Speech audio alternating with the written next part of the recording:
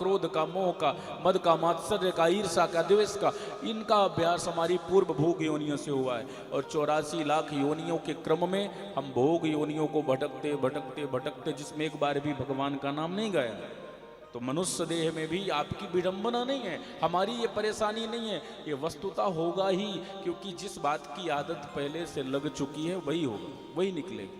पहले से भोग योनियों से आए हैं, केवल संतति करना, शयन करना, भोजन करना, अन्य अन्य प्रकार के कुकर्मों में रत रहना, यही सब किया है। तो इस मनुष्य देह में आने के बाद भी वही याद आता है जो पहले का अभ्यास है।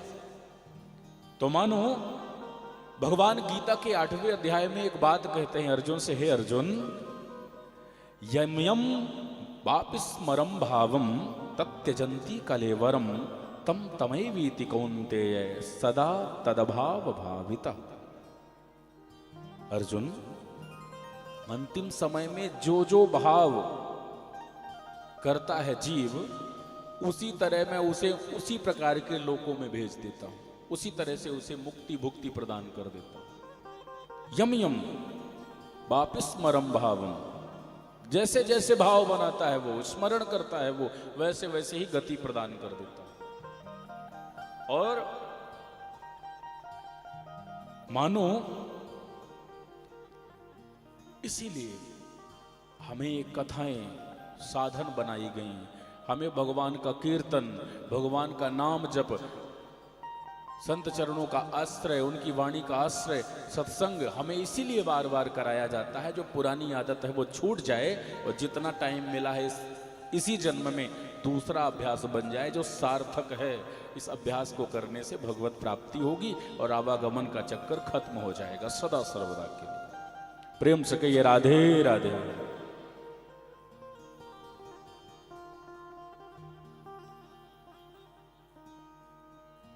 बड़ा अद्भुत ये प्रसंग है।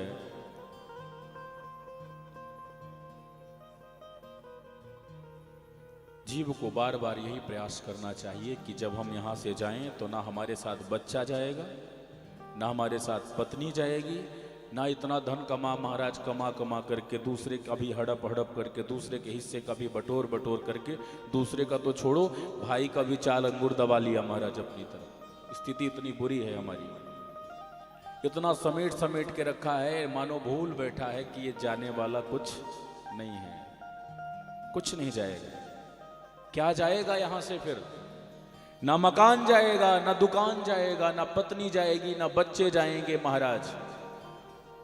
बहुत घोड़े हाथी गैया सब आपने बना लिया, बढ़िया गोधन बनाया महाराज, स्वर्ण आदि आभूषण भी तैयार कर लिए, बढ़िया कोठी बंगले मकान भी बना लिए, पर जाने वाला कुछ नहीं है। एक के साथ भी गया हो तो प्रमाण दे देना मुझे। यहां से तो वो राजा सिकंदर भी गया तो उसके भी हाथ खाली थे। क्या जाता है साथ में जीव के? केवल और केवल धर्म जाता है। आपका किया हुआ सत्कर्म, वही धर्म ही आपके साथ जाता है। बार बार शास्त्र आज्ञा कर रहे हैं, धनानि भूमौ पशविश्च गोष्ठे नारी गृहद्वार जना श्मशाने देहश्चितायां परलोक मार्गे धर्मानुगो गच्छति जीव एका। क्या कहा? धर्मानुगो गच्छति जीव एका। एक धर्म ही जीव के साथ जाता है, जो जीवन भर की कमाई हुई सत्कर्म की पूंजी है, वही वहां लेके आप जा सकते हैं। और मानो इसीलिए जीवन जब प्राप्त हो तो सदैव सत्कर्म में रहना चाहिए, सत्कर्म करना चाहिए, क्योंकि अंत समय जो सत्कर्म याद आता है ना, जब कोई मरता है तो बड़ा वैराग्य आता है, महाराज सब बेकार है, क्या रुपए पैसे के पीछे पड़े हैं। और सच बताएं, हम आप सब इसी में फंसे। हम लोगों की यही विडंबना है, हम कितनी भी वैराग्य की बातें कर लें पर वो प्रपंच चढ़ेगा जरूर महाराज, वो माया का चोला चढ़ेगा ही चढ़ेगा, क्योंकि विष्णुर माया भगवती यया सम्मोहितम जगत, ये संपूर्ण जगत भगवान की माया में व्यामोहित है, होगा। लेकिन ये कथाएं सचेत करती रहती हैं, अब याद कर ले, अब याद कर ले, बार बार स्मरण कराती। मरघट जाते हैं किसी के मरण के उपरांत तो वहां वैराग्य आ जाता है। वास्तव में सब बेकार है। बताओ, सुबह की चाय साथ में ही पी थी बेचारे ने, झटके में श्वास आनी रुक गई, अटैक आया और चला गया बेचारा। क्या लेके गया? इतने करोड़ों रुपए बनाए पर सब बेमतलब के हैं। बच्चा तो शराब पीता है, जुआ खेलता है, कुकर्म करता है, बाप ने इतना सत्कर्म किया, सब छोड़ के चला गया। ये वैराग्य की बातें कहा करते हैं जब उसका शरीर जल रहा होता। और पत्नी का फोन बजा, महाराज हाँ बस आ ही रहा हूं, थोड़ी देर में निकलूंगी। और जैसे ही घर पहुंचे, पानी डाला ठंडा ठंडा, तो सारा वैराग्य भी ठंडा हो गया। प्रेम से कहो राधे राधे। मैं कह दिया करता हूं कि प्यास लगती है तो पनघट की याद आती है।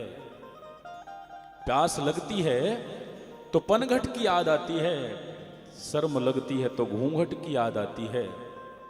कितनी गमगीन कहानी है इस जिंदगानी की कि जब उम्र ढलती है तब मरघट की याद आती है, मरघट की याद आती है। मरघट की याद तब आती है जब सारे सहारे छूट जाते हैं। बच्चा सुनता नहीं, बहू खरी खोटी और सुनाती है, बड़े बड़े ऑर्डर चलाता रहता, काम का न काज का, दुश्मन अनाज का। एक खाट फेंक दी बाहर और वहीं पड़े रहो महाराज। कफबात पित्त ने जकड़ लिया। कितना भी धन कमाया अपनों के लिए, पर यहाँ कोई अपना नहीं है प्यारे, सब पराए। स्वार्थ के सब रिश्ते नाते। सुखदेव जी महाराज को